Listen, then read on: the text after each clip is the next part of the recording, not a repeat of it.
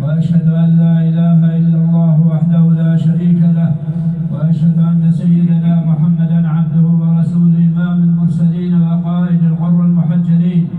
اللهم صل وسلم على سيدنا ونبينا محمد وعلى آله وصحبه أجمعين. أما بعد، وصيتي لنفسي ولكم تقوى الله تبارك وتعالى وطاعته. عباد الله، شأن لا إله إلا الله شأن عظيم، ومن أجلها خلقت الجن والإنس. قال تعالى: وما خلقت الجن والإنس إلا ليعبدون. ومن أجلها أرسلت الرسل وأنزلت الكتب.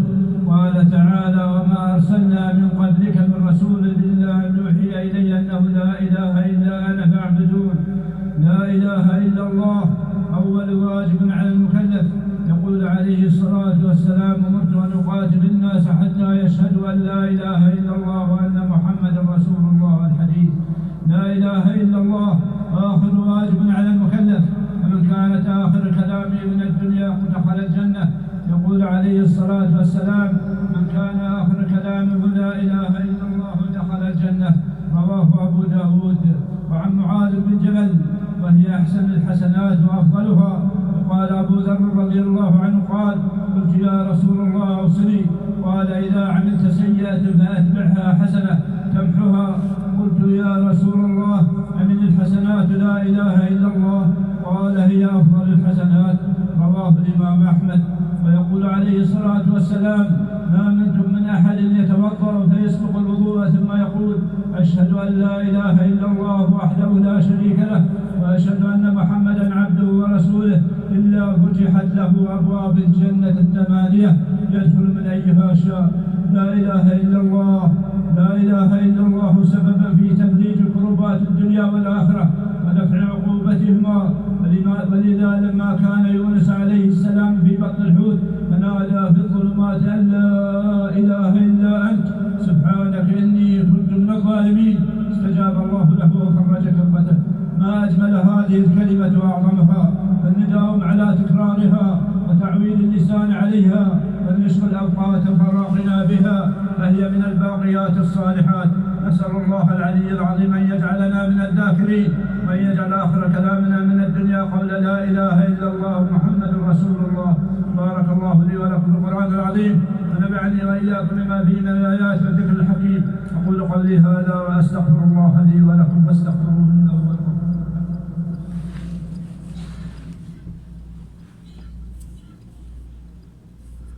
الحمد لله وكفى، والصلاة والسلام على المصطفى. ما بعد، يقول الحق تبارك وتعالى: خذ من أموالهم صدقة تطهرهم وتزكيهم بها.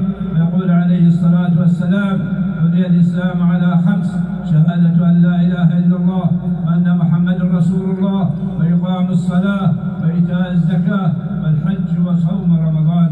رواه البخاري.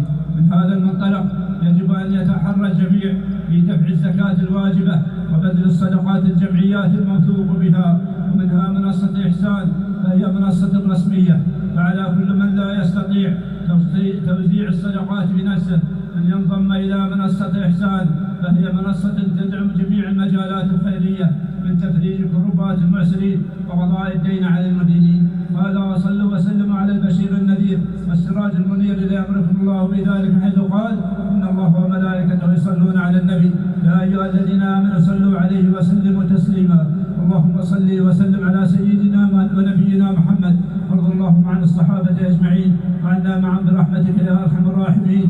اللهم أعز الإسلام والمسلمين، وأذل الشرك والمشركين، ودمر أعداء الدين.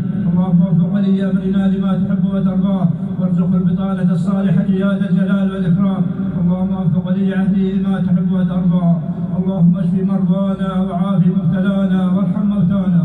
اللهم ارفع عنا البلاء والوباء والمحن ما ظهر منها وما بطن عن بلدنا هذا خاصة، وعن سائر بلاد المسلمين عامة يا ذا الجلال والإكرام. اللهم آت نفوسنا تقواها وزكها أنت خير من زكاها، أنت وليها ومولاها. دعواهم فيها سبحانك اللهم وتحيتهم فيها سلام، وآخر دعواهم الحمد لله.